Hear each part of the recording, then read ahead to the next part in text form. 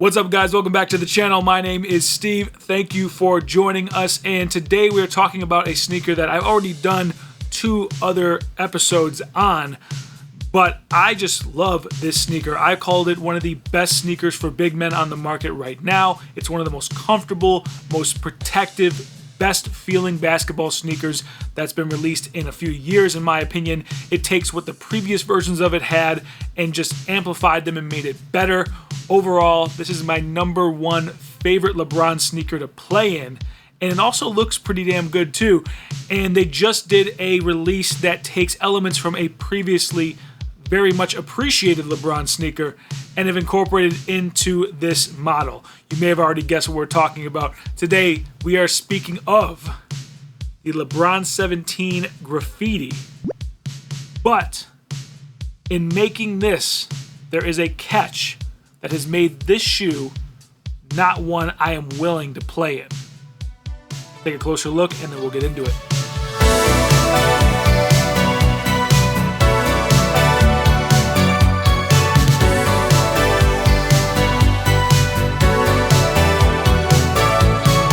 Alright guys, now that you've seen a closer look of the sneaker, I want to get into the design. So if you're not familiar, in 2006, the LeBron 4 Graffitis dropped and they look a lot like this, but they have basically a all kind of plastic foamposite type of upper that looks just like this one here. You've got this wavy black piece with the graffiti in there and then a white upper, and also this strap. So what's really cool about these 17s is you're getting all the technology and the newness of the LeBron 17s, but with real elements, not just colorways, but real elements of the LeBron 4s, like this strap across the top. You'll notice on other LeBron 17s, there is not this black strap that goes along the top, and also there is not a molded plastic piece that wraps around almost the entirety of the upper on other LeBron 17s. Now, that does have consequences. You are changing the physical structure of a shoe, so this LeBron 17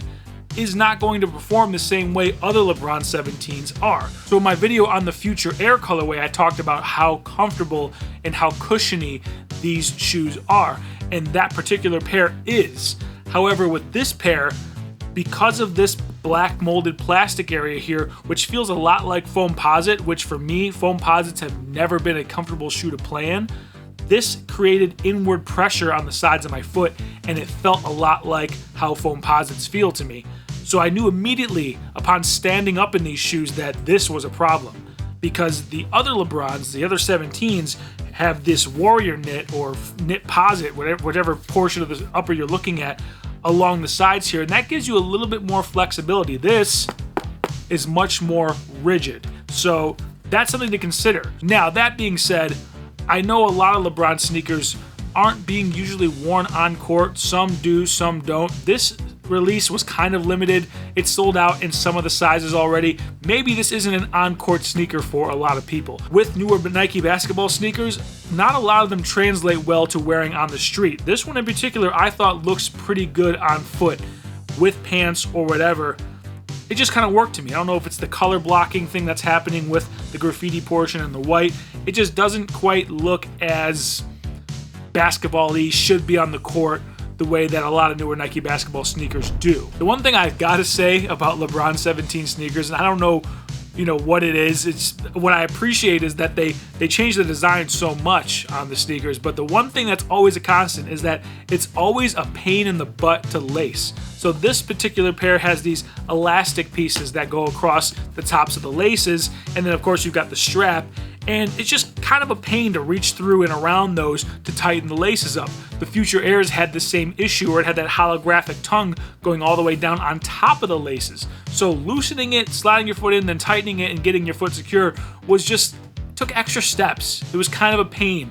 But I will say, once you are wearing these sneakers, you really are locked in. It's a very comfortable, locked-in feel. But let's talk about aesthetics and other design elements in the shoe.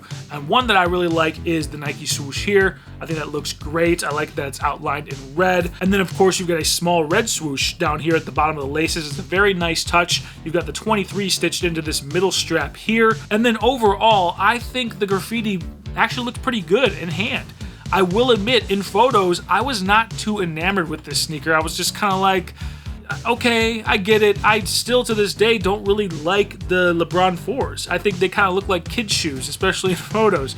And this one in photos too just really didn't do it for me, but seeing it up close, feeling the materials, all come together pretty nicely. I mean, even inside here, you see a 2006 is stamped into the strap, denoting when the LeBron 4 came out back in 2006. Little details like that I just love to see. You've got the L23 logo, of course, on top of the strap as well, done in that black on black, subtle, very nicely done.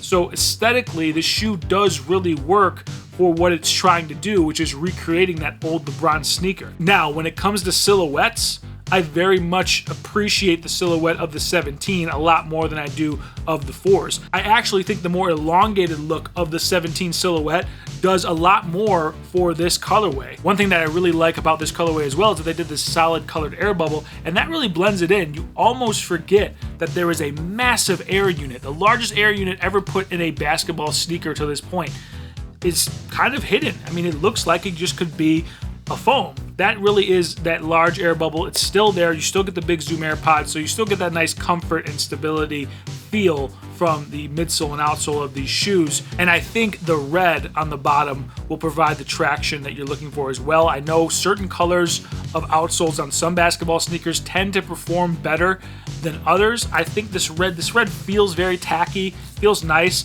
although I can't really test these out at my home gym. Just kind of based on past experience and feel though, I think these would work for you either way. I know the black 17s with the black outsole tend to have more trouble than the ones that were lighter colors or like the gum sole colors. So I think this red will perform the way that you expect it to. So overall, guys, if you're looking to get your hands on a pair of these Graffitis, like I said, it's sold out in a few sizes, kind of the popular ones, like my size 12 is already sold out, but it is not going for a crazy amount of money on the resale network right now. I mean, depending on where you're looking, you can get these for a pretty solid price, just a little bit above what the retail was. And I don't suspect that these are going to climb higher in value as time goes on. Perhaps if we're looking years out into the future when these become really scarce and it's really hard to get a dead stock pair, that's when things will probably increase more dramatically. But for the time being, you can get your hands on these for a pretty fair price. If not at retail, check all the different retail or sports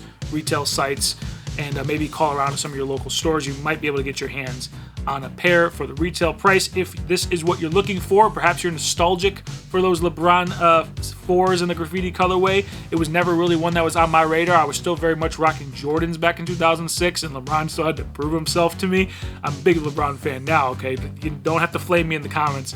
But, it is what it is. I don't have the nostalgic attraction to this sneaker that I think some people do. But also, if you just like the aesthetics of it, that's fine too. It doesn't appeal to me aesthetically as much as some of the other LeBron 17s. So for me, this is going to be a pass from a personal standpoint.